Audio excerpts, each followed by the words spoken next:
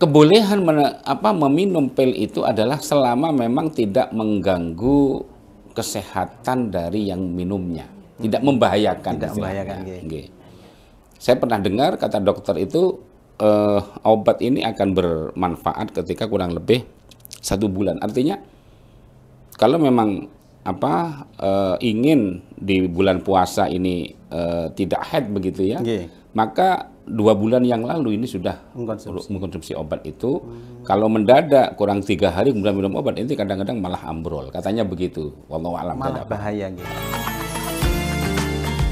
Sekarang kan zaman itu sudah banyak ditemukan obat-obat yang sifatnya itu bisa mempengaruhi haid itu, atau bisa memang haidnya itu memang putus gitu Kiai. Artinya ada obat supaya dia tidak haid.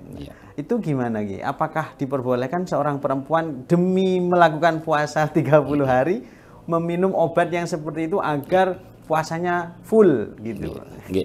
Ya, terima kasih, pertanyaan yang sangat baik sekali. Jadi memang sekarang itu ada obat yang bisa untuk menunda, bukan memberhentikan, jadi untuk menunda haid gitu ya. Di antaranya adalah ini kan hal-hal yang sangat dibutuhkan oleh orang-orang yang sedang melaksanakan ibadah haji. Ya, haji atau umroh lah ya. Itu kan ya kalau umroh sih kan masih bisa setiap waktu, tapi kalau haji ini kan sudah nunggu sekian lama. Andaikan dia didaftarkan usia 12 tahun, antriannya 30 tahun, kan sudah 40 tahun ya, baru haji kan gitu ya. Nah kemudian pas wayai wukuf, wayai yang seharusnya dia melaksanakan kewajiban kan pas haid, itu kan gimana itu. Makanya memang ada obat untuk bisa menunda haid itu, gitu ya. Namanya saya lupa ya, sebenarnya saya pernah dengar gitu ya. Nah, kebolehan meminum pil itu adalah selama memang tidak mengganggu kesehatan dari yang minumnya, tidak membahayakan. Artinya yang namanya bahan kimia itu satu ketika kan bisa membahayakan bagi peminumnya.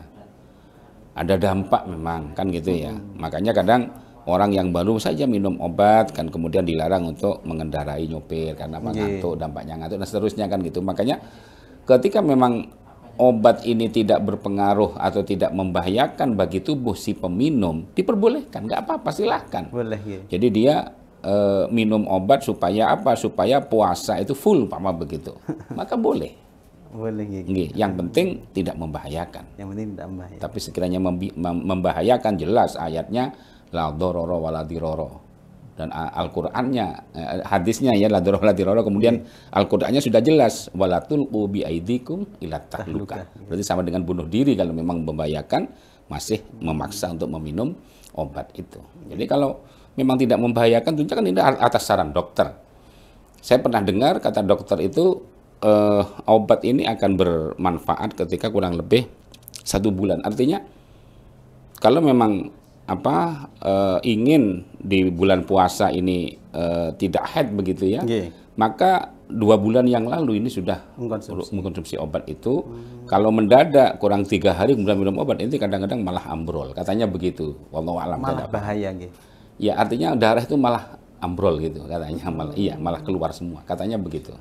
Ya, wallahu a'lam, tadi tentunya harus konsultasi dengan dokter. Nah, itu yang penting harus konsultasi dengan dokter, kira-kira obat ini membahayakan atau tidak. Manakala tidak membahayakan, tidak ada yang bisa melarang untuk meminum obat itu.